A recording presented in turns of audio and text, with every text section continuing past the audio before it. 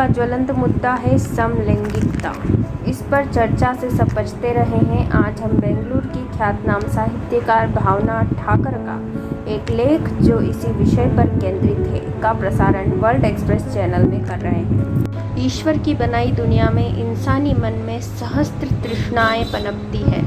कोई क्यास नहीं लगा सकता, किसी की मानसिकता का बस अनुमान लगाते समीक्षा या आलोचना कर सकते हैं। समाज में बहुत सारे ऐसे मुद्दे हैं जो हमारा ध्यान आकर्षित करते हैं। उनमें से एक मुद्दा है समलैंगिक संबंध। विपरीत लिंग के दो व्यक्तियों में प्रेम संबंध सहज है और स्वीकार्य भी, पर समलैंगिक व्यक्तियों की क्या मानसिकता रहती होगी, ये सोचनीय बाबत है। बहुत से लोग इस विषय को छेड़ने से कतराते हैं, पर यह समाज की सच्चाई है जिसे हम नज़रअंदाज नहीं कर सकते। प्रकृति ने महिला और पुरुष को एक दूसरे के पूरक के रूप में दर्जा दिया है।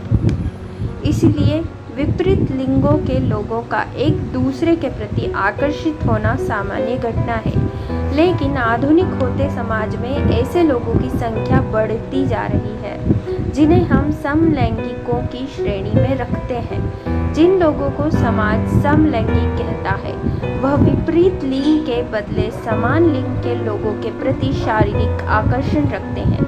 वहीं समान और विपरीत दोनों के ही प्रति समान रूप से भी आकर्षित होते हैं। क्या वजह रहती होगी ऐसी मानसिकता की?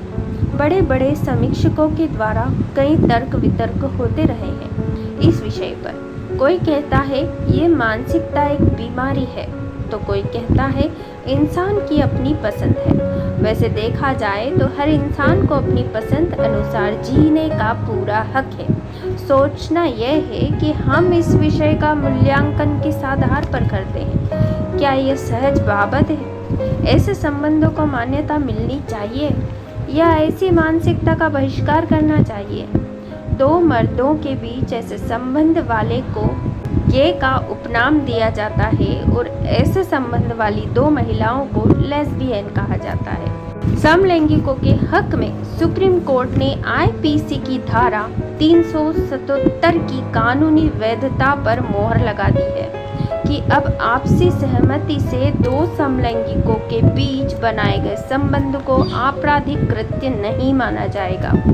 कोई कहता है समलैंगिकता कोई मानसिक विकार नहीं है, बल्कि यह सेक्सुअलिटी का एक सामान्य रूप है, तो कोई इसे व्यभिचार और चरित्रहीनता मानते हैं। अदालत के फैसले से परे ले धर्म की बात करें तो धर्मों में समलैंगिक संबंधों को किस रूप में देखा गया है? सवाल यह है कि क्या धर्म में समलैंगिक संबंध अप्राकृतिक व्यभिचार या पाप है? उसमें भी यह विषय मतांतर पर चला आ रहा है। समलैंगिकता वाली बहस हमेशा ही पाखंड और दोहरे मापदंडों की वजह से गलत ट्रैक पर जाकर अटक जाती है। भगवान शिव का एक रूप अर्धनारीश्वर वाला है, जिसे आज की भाषा में एंड्रोजिनस सेक्सुअलिटी की सहज स्वीकृति कहा जा सकता है। मिथकीय आख्यान में विष्णु भगवान का मोहिनी रूप धारण कर शिव जी को रिझाना किसी भी भक्त को अप्राकृतिक अनाचार नहीं लगता। समलैंगिकता का काल्पनिक स्रोत महाभारत में अर्जुन की मर्दानगी बृहन्नला बनने से कलंकित नहीं हुई। सहज भाव से अर्जुन ने अपनाया था। शिखंडी का लिंग परिवर्तन शायद सेक्स रीअसाइनमेंट का पहला उदाहरण होगा। कालजयी उपन्यास वात्स्यायन के काम सूत्र में निमोंछिए चीकने नौकरों, मालिश करने वाले नाइयों के साथ शारीरिक संबंध बनाने वाले पुरुषों का बखान विस्तार से किया गया है। उस पर महानुभावों की बहस पहले कभी सुनी नहीं, बल्कि इस संभोग सुख के तरीके भी दर्ज है। खजुराहो के शिल्प में भी ऐसे संबंधों को उजागर करते हुए पाया गया है। कई जगह दो स्त्रियों को रति क्रीड़ा करते भी दर्शाया गया। मतलब ये मानसिकता सदियों पुरानी है।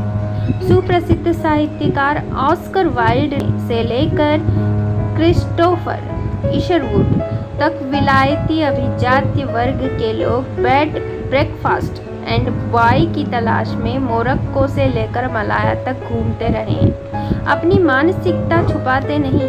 दुर्भाग्य यह है कि पाखंड और दोहरे मानदंडों के कारण एलन ट्यूरिंग जैसे प्रतिभाशाली गणितज्ञ, वैज्ञानिक और कोड ब्रेकर को उत्पीड़न के बाद आत्महत्या करने की नौबत आई थी।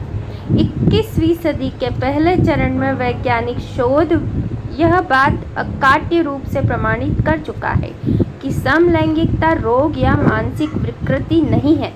इसे अप्राकृतिक नहीं कहा जा सकता। जिनका रुझान पसंद इस संबंध की ओर होता है, उन्हें इच्छानुसार जीवन यापन के बुनियादी अधिकार दिए जाने चाहिए। फिर भी कुछ ज्ञाताओं को ये बात रुचिकर नहीं लगती और कहीं समीक्षा तो कहीं आलोचना होती रहती है और होती रहेगी। शायद ऐसे संबंधों से जुड़ने वाले दो लोग ही इस विषय पर सच का प्रकाश बखूबी डाल सकते हैं। इस लेख पर आपकी क्या राय है, इससे हमें सूचित करें। धन्यवाद।